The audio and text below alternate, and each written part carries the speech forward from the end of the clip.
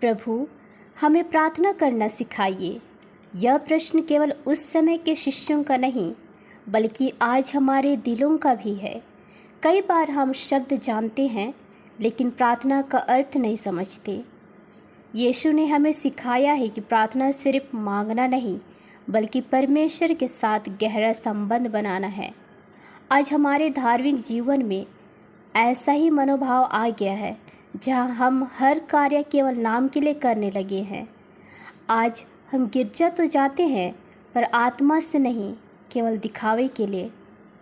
हम प्रार्थना करते हैं, पर मन से नहीं, आदतवश से। हम रोज़ बाइबल पढ़ते हैं, पर उसके संदेश को अपने जीवन में नहीं उतारते। यह समय एक ऐसा बन गया है जहां आस्था एक ट्रेंड बनकर रह गई है, और जब जीवन में कठिनाई आती है तो हम अपने कर्मों की ओर देखने के बजाय सीधे ईश्वर को दोष देने लगते हैं। परंतु सच्ची भक्ति वही है जो दिखावे में नहीं, बल्कि हृदय की गहराई जड़ पकड़ती है। तो आइए आज हम मिलकर ईश्वर द्वारा हमें सिखाई गई 5 अद्भुत प्रार्थनाओं पर मनन चिंतन करेंगे, जो हमें सच्ची भक्ति और प्रार्थना के मार्ग पर ले जाती है। पहला, पिता तेरा नाम पवित्र माना जाए। यीशु ने प्रार्थना की शुरुआत पिता शब्द से की। यह सबसे बड़ा रहस्य है। परमेश्वर केवल सृष्टिकर्ता नहीं, वह एक प्रेमी पिता है जो अपने बच्चों की परवाह करता है।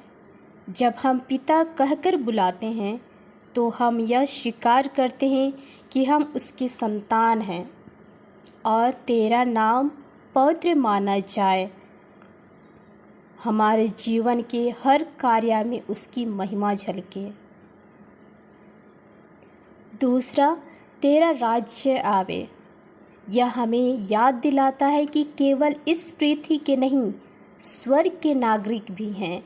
जब हम कहते हैं तेरा राज्य आए, तो हम यह प्रार्थना करते हैं कि दुनिया में प्रेम, न्याय और शांति स्थापित हो। जैसा स्वर्ग में है, वैसा ही पृथ्वी पर भी हो। तीसरा है, हमें प्रतिदिन हमारा दैनिक आहार दे। यह केवल भोजन की बात नहीं, बल्कि हर दिन की आवश्यकताओं और आत्मिक पोषण की बात है। परमेश्वर चाहता है कि हम प्रतिदिन उस पर भरोसा करें, कल की चिंता ना करें, क्योंकि उसने वादा किया है, जो मुझ पर भरोसा करता है, मैं उसे कभी निराश नहीं करूँगा। चौथा, पाप क्षमा करना। क्षमा ही सच्चे प्रेम का प्रमाण है। जहाँ हम परमेश्वर से क्षमा मांगते हैं, तो हमें दूसरों को क्षमा करना होता है, क्योंकि बिना क्षमा के शांति संभव नहीं है। यीशु सिखाते हैं, यदि तुम क्षमा नहीं करोगे, तो तुम्हारा स्वर्गीय पिता भी तुम्हें क्षमा नहीं करेगा। क्षमा करना कठिन है, पर वही आत्मिक स्वतंत्रता की शुरुआत है। पांचवा, हमें परीक्षा में ना डाल। यह प्रार्थना जीवन की कठिनाई में, दुख संकट में सच्ची भक्ति और हृदय से ईश्वर पर भरोसा रखने की प्रेरणा देती है। यीशु की यह प्रार्थना हमारे जीवन का मार्गदर्शन है।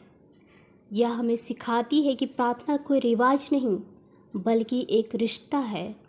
जब हम दिल से हर दिन, हर क्षण पिता को पुकारते हैं, तो वह सुनता है, उत्तर देता है और हमारे जीवन में शांति और चमत्कार भर देता है।